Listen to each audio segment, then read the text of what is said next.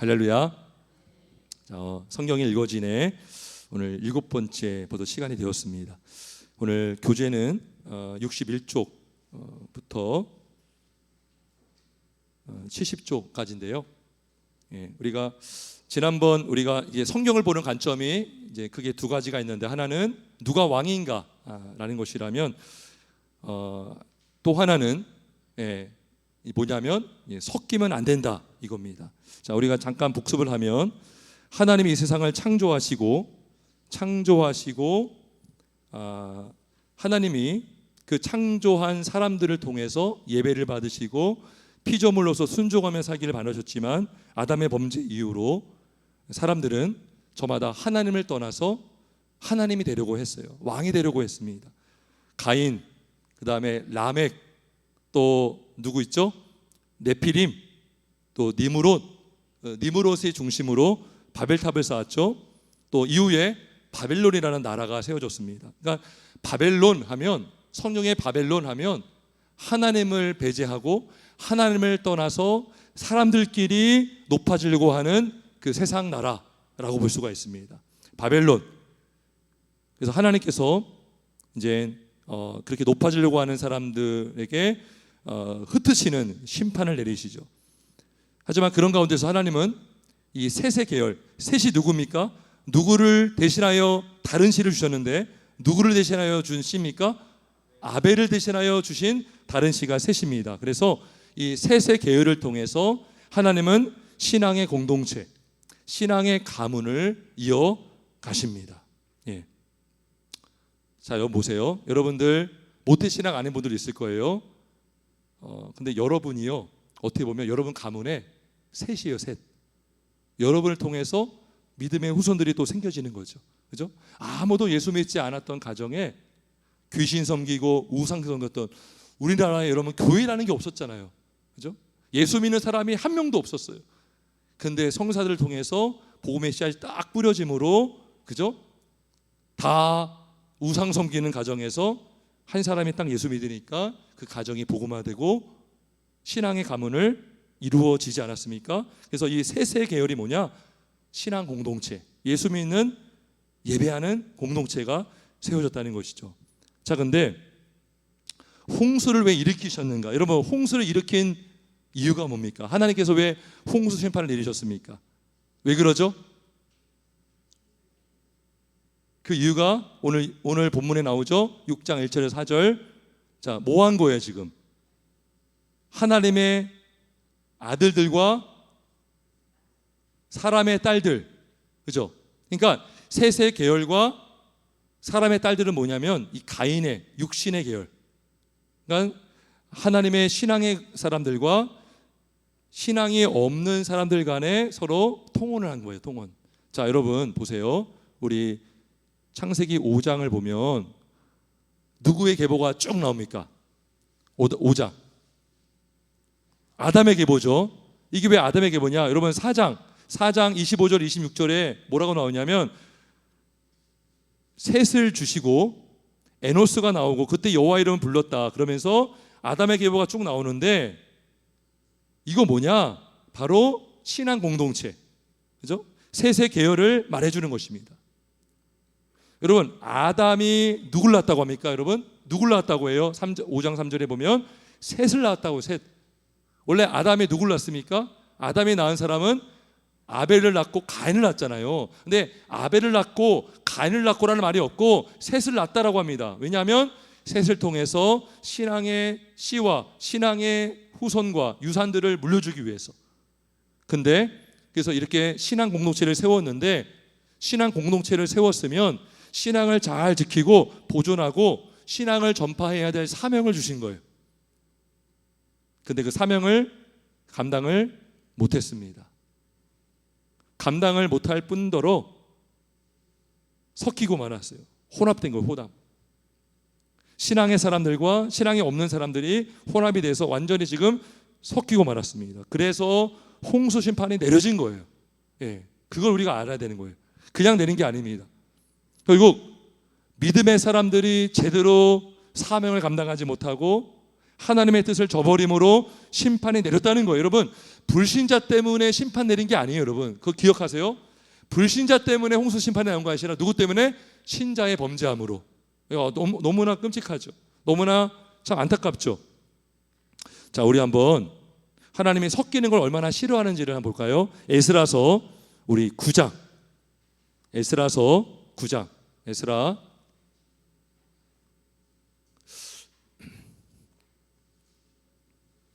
자, 에스라 9장. 자, 구약 성경 722쪽. 722쪽이고요. 구약 성경. 역대하 그다음에 나오는 게 에스라거든요. 에스라 9장 2절. 에스라 9장 2절. 에스라 9장 2절입니다. 722쪽 구약 성경 페이지로 찾으면 금방 찾습니다. 722쪽 9장 2절 같이 한번 읽어볼까요? 시작.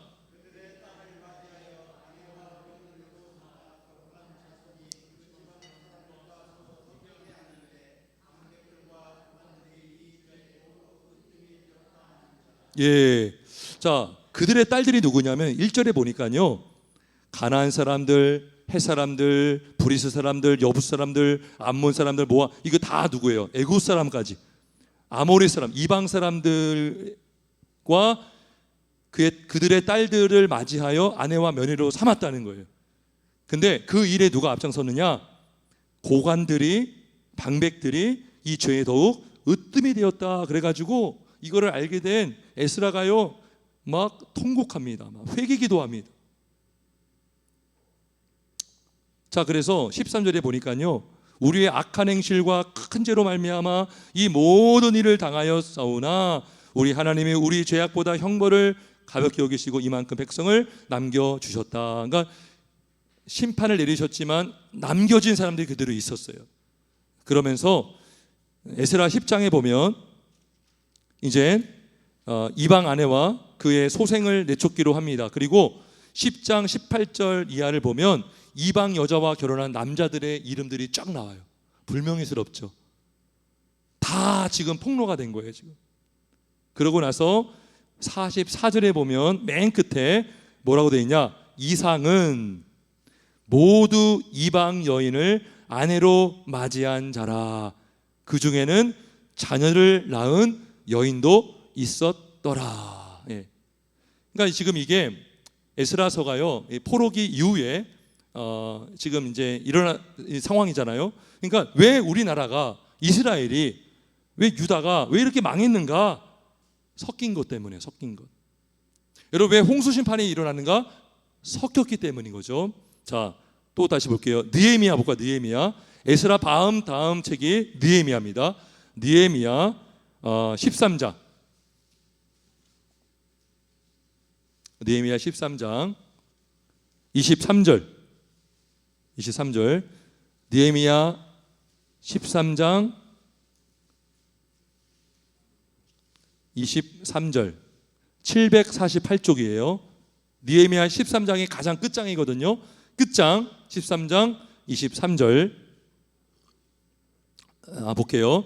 그때에 내가 또 본즉 유다 사람이 아스돗과 암몬과 모압 여인을 맞아 아내로 삼았는데 그들의 자녀가 아스돗 방언을 절반쯤은 하여도 유다 방언은 못하니 그 하는 말이 각 족속의 방언이므로. 무슨 말이냐면요, 지금 이방 사람들과 여인을 맞이했어요. 자녀들이요, 유다 말을 못해요. 이방 말을 하는 거예요. 고국의 언어를 잃어버렸어요. 이민 가서 2세를 낳잖아요. 그러니까 2세들이 한국말을 잃어버린 것처럼 지금 이방 여인과 통혼함으로 그들이 이제 엄마는 애들을 많이 키우잖아요. 그러니까 언어를 가르쳐주지 않으면 엄마의 말을 많이 이제 따르겠죠. 유다 방언을 못해요. 아스돗 방언을 합니다. 자, 그리고 25절 볼게요. 26절 보겠습니다. 또 이르기를 옛적에 이스라엘 왕 솔로몬이 이 일로 범죄하지 아니하였느냐 그래요. 솔로몬이 왜 잘못했습니까? 여러분, 솔로몬의 범죄함으로 남유다와 북이스라엘이 나눠졌거든요. 그리고 솔로몬이 엄청 대적들에게 공격받습니다. 그 단초가 뭐예요? 솔로몬이 이방 여인과 많은 첩을 두고 이제 통혼하기 때문인 것이죠. 그래서 26절에 보면 솔로몬이 이 일로 범죄하지 아니하였느냐, 그는 많은 나라 중에 비길 왕이 없이 하나님의 사랑을 입은 자라, 하나님이 그를 왕으로 삼아 온 이스라엘을 다스리게 하셨으나 이방 여인이 그를 범죄하게 하였나니. 이방 여인에게 유혹을 많이 받는 거죠. 여러분, 결혼하면요 그 사람만 들어오는 게 아니에요. 가정에 그 사람이 믿고 있었던 이방의 문화, 이방의 종교, 귀신을 섬긴다 그러면 그게 같이 섬기게 될 수가 있는 거죠. 그죠? 보세요. 이방 여인이 그를 범죄하게 하였다 그러면서 27절에 너희가 이방 여인을 아내로 맞아 이 모든 큰악을 행하여 우리 하나님께 범죄하는 것을 우리가 어찌 용납하겠느냐 그랬어요. 그러니까 하나님은 뭘 싫어한다? 섞이는 걸 싫어합니다. 섞이는 걸 싫어해요. 자, 그러면 세세계열, 세세계열은 신앙의 계열, 신앙의 공동체라고 하면 돼요. 그러면 신앙의 공동체에 책임이 있어요. 책임이, 의무가 있습니다. 뭘까요, 여러분? 첫째는 그거예요. 자, 진리를 보존하는 거예요. 따라해보세요. 진리를 보존하는 것, 진리를 수호하는 것. 네, 진리를 보호하고 수호하려면 섞이면 안 돼요. 섞이면 안 돼요. 우리가 보통 물탄 복음 그러잖아요. 복음에 물을 타면요 복음이 흐려집니다. 똑같은 액체지만 그 복음이요 복음이 아닌 거예요. 다른 복음이 되는 거예요. 섞이는 것. 분명히 덥든지 뜨겁든지 차든지 해야 되는데 미지근한 것이 되는 거죠. 섞이면 그 역할을 감당을 못하는 거예요. 하나님 뭐라고 말씀합니까? 내가 거룩하니 너희도 거룩하라. 그래서 섞이는 게 참 묘합니다. 하나님의 창조를 과학으로 변증하는 이재만 성사님이라고 분이 계시는데 그분이 이런 말을 했어요. 진리는 거짓으로 무너지지 않고 타협으로 무너진다 그랬어요. 타협으로. 타협을 하는 거예요. 비슷한 것 같은데 아닌 거예요. 그게 이단이고 잘못된 또 신학이 될 수가 있는 거죠. 디모데전서 3장 15절에 보면 교회는 진리의 기둥과 터다. 이게 뭐예요? 진리의 기둥과 터다. 이게 교회의 사명을 말하고 있죠. 교회가 진리를 수호하고 보존할 책임이 있는 거예요. 여러분, 교회가요 진리가 무너지고 진리를 지키지 못하면 어디서 진리를 수호하겠습니까? 이렇게 우리가 예배하고 양육하는 이유가 뭡니까? 진리를 자꾸 수호하는 거예요. 여러분이 알고 있다고 해도요 자꾸 들어야 되는 거예요. 자꾸 믿음은 들음에서 나기 때문에 믿음을 더 견고하게 하면서 우리는 세상의 가치관과 싸워야 되고 또 여러 가지 잘못된 이념과 사상 또 세속주의에서 우리가 구별된 삶을 살아가야 되는 것입니다. 그래서 근데 세세 계열이 지금 가인의 계열과 섞이고 만 거예요. 그죠? 이스라엘과 이방 여인들이 통혼한 것은 흙탕물처럼 섞여버린 거예요. 그런데 세세 계열의 의무는 진리를 보존해야 되는데 보존하지 못한 거예요. 그래서 망한 거예요, 여러분. 그래서 홍수 심판이 난 겁니다. 두 번째, 세세 계열의 의무가 뭐냐면 따라 보세요. 진리를 전해야 한다 이거예요. 자, 진리를 전해야 할 의무. 아멘, 아멘. 오늘 낮예배 때에 부르신 이유가 뭡니까? 목적이 뭐예요? 복음을 위하여, 하나님의 복음을 위하여 사도가 부르심을 받았다 그랬잖아요. 복음을 위하여.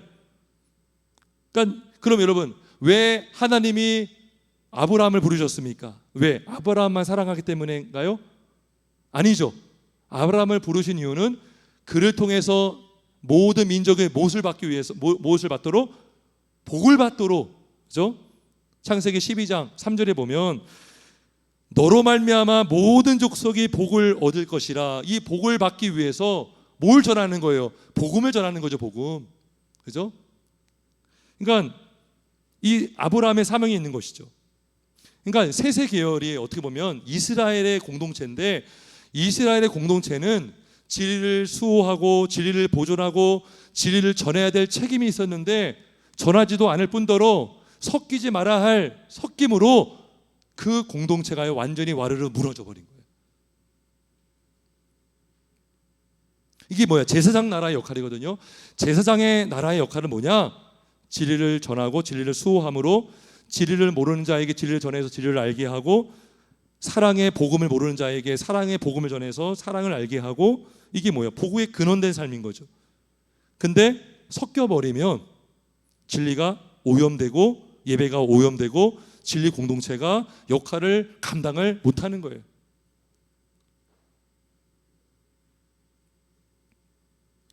자, 그래서 홍수 심판은요, 불신자 때문에 이루어진 것이 아니라 믿음의 공동체가 제대로 하나님의 뜻대로 살지 못한 하나님의 심판이었다는 거예요. 자, 그러면 놀라운 것은 뭐냐면 하나님의 심판은 이방 나라부터 시작되는 것이 아니라 예루살렘부터 시작한다 이거예요. 자, 우리 열왕기하 21장 한번 보겠습니다. 열왕기하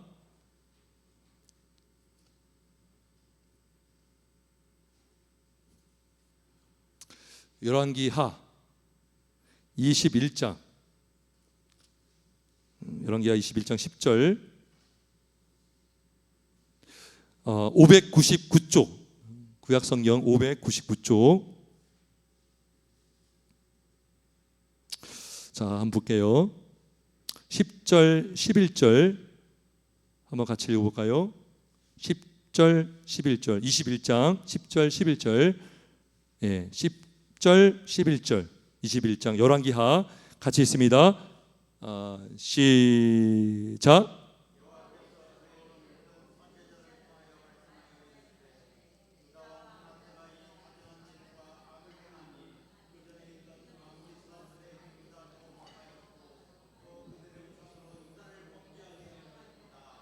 여러분 보세요. 제사장 나라의 특징이 뭐예요? 예배를 모르는 자들에게 예배가 뭔지를 보여주는 사명이 있는 거예요. 아멘이십니까? 하나님 모르는 자들에게 하나님을 전하고 하나님이 누구인지를 보여줘야 될 책임이 누구에게 있다? 제사장 나라에게 있다는 거죠. 이스라엘에게 있었다는 거죠. 그게 오늘날 교회의 역할이죠. 근데 뭐예요? 유다 왕 므낫세가 악을 행했는데 누구보다 더 심했다? 아모리 사람들의 행위보다 더 심했다는 거예요. 그러니까 왕이 타락하니까요, 나라가 다 타락한 거예요. 이방 나라보다 더 타락한 나라가 되어버렸어요. 그들의 우상으로 유다를 범죄하게 하였도다. 그래가지고 하나님의 심판을 명하시는데 13절에 보면 내가 사마리아를 죄인 줄과 아합의 집을 다림보던 추를 예루살렘에 베풀고 또 사람이 그릇을 씻어 엎음같이 예루살렘을 씻어버릴지라 그랬어요. 아니 어떻게 하나님이 택한 이스라엘을 어떻게 심판합니까? 이상합니다. 이게 아니에요. 하나님은요, 지금 섞인 우상을 섬기는 이 나라 섞여버렸잖아요. 지금 그죠? 그냥 흙탕물이 돼버렸어요. 유다라는 나라가. 그래가지고 씻어버릴지라. 14절 보면 내가 나의 기업에서 남은 자들을 버려 그들의 원수의 손에 넘긴즉 그들이 모든 원수에게 노략거리와 겁탈거리가 된다 그래요. 그러니까 외적이 침략해서 멸망한 게 아니에요. 단순하게 그들은 진노의 막대기로 쓰임받은 것입니다. 그들이 잘나서가 아니라 하나님이 그 바벨론과 아수르 같은 나라들을 막대기로 사용하셔서 이스라엘을 징계하신 거예요. 자, 우리 에스겔 15장 한번 가볼까요? 에스겔 15장. 오늘 성경을 좀 많이 찾고 있는데요. 에스겔 15장. 에스겔 15장 여기 페이지가 1168쪽이에요. 구약성경 1168쪽. 이사야서 다음에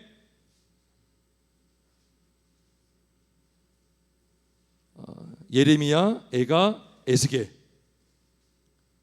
에스겔 15장 1절과 2절. 1절과 2절. 에스겔 15장 1절과 2절. 한번 같이 읽어볼까요? 1절과 2절 같이 있습니다. 에스겔 15장 1절과 2절 겔 1168조.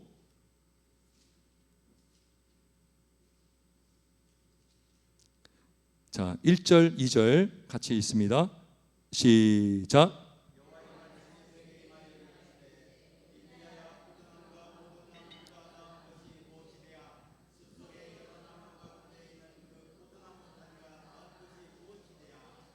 예, 포도나무, 이게 이스라엘을 상징합니다. 예루살렘.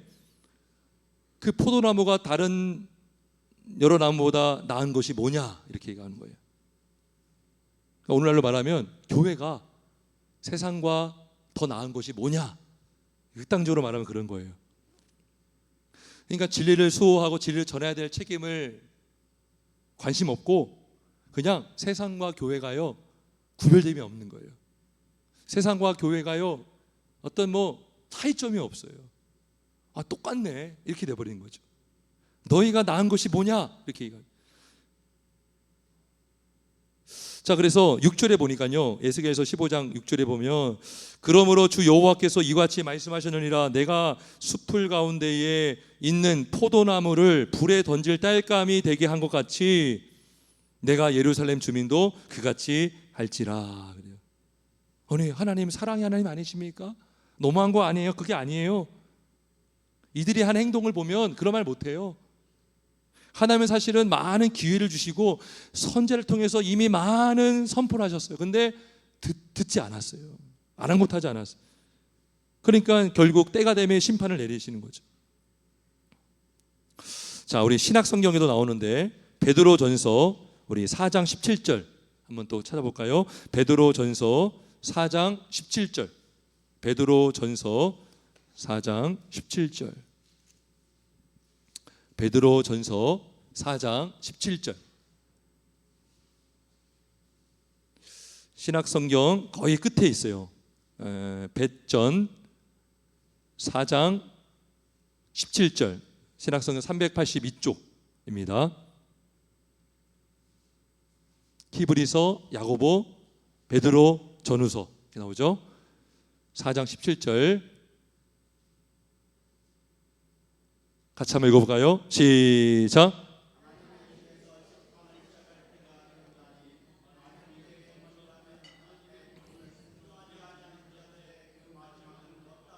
우리 18절까지 있습니다. 시작.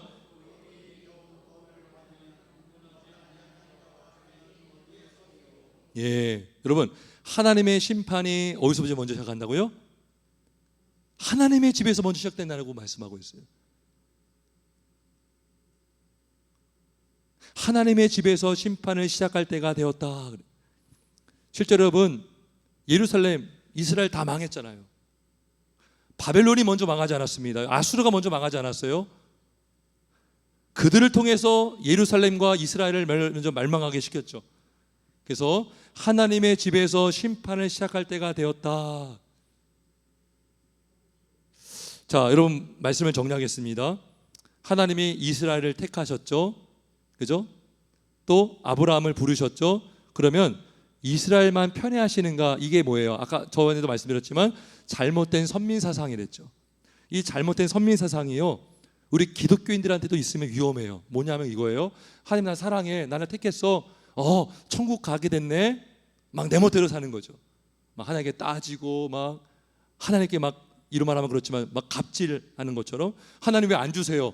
그러니까 막 내가요 막 하나님처럼 되는 거예요. 어느 순간. 그러니까 이스라엘이 왜 망했는가? 우리 택했어 하나님. 선민사상. 그러니까 이게 뭐예요? 그들로 하여금 교만하게 만들고 사명을 잃어버리게 만든 거예요. 이들이 해야 될 사명이 뭐예요? 진리를 수호하고 진리를 전해야 될 책임이 있는데, 그 책임과 사명을 망각하고 우상 섬기고 흙탕물이 되어서 혼합된 나라가 되어버렸다는 것입니다. 그래서 고거를 잃어버리고 하나님도 잃어버린 세대. 사사시대를 보면 다음 세대가 아니라 다른 세대라고 그래요. 완전히 다른 세대가 된 거예요. 신앙이 끊어져 버린 거죠. 그래가지고 이들이 결국 포로로 끌려가잖아요. 다 이유가 있습니다. 하나님의 집에서 심판을 시작할 때가 되었다라고 말씀합니다. 자, 그래서 오늘 핵심은 뭐예요? 섞이면 안 된다 이거예요. 그죠? 우리의 신앙의 순수함, 구별됨. 하나님이, 여러분, 하나님이 죄와 섞이지 않잖아요. 그죠? 빛과 어둠이 공존할 수 없잖아요. 물론 우리는 부족하고 죄인이지만 우리가 어떻게든 하나님의 온전하신 같이, 하나님의 거룩한 같이 우리가 거룩해야 될 줄 믿습니다. 그죠? 그게 성도예요, 성도. 우리를 죄에서 부르신 하나님의 그 사랑. 그래서 이렇게 망가진 시대, 노아의 홍수를 통해서 멸망시키고 바벨탑을 통해서 또 하나님 흩으셨지만, 바벨탑 이후에 아브라함의 족보가 나오면서 12장부터 이젠 아브라함을 통해서 하나님 나라를 이루어 가시는 것입니다. 그러니까 하나님의 은혜가 뭐냐? 이렇게 타락하고 사람들은 망가지지만 그 가운데서도 하나님의 씨들, 구루터기를 남겨두셔서 바알 시대에도 바알에게 무릎 꿇지 않았던 7,000명을 남겨두신 것처럼 하나님의 나라를 지금도 이루어가고 있음을 믿습니다. 그래서 여러분 한 사람 한 사람이 하나님의 귀한 예배자요, 사명자인 줄 믿기를 주의 이름으로 축원합니다. 우리 함께 찬송 부를까요?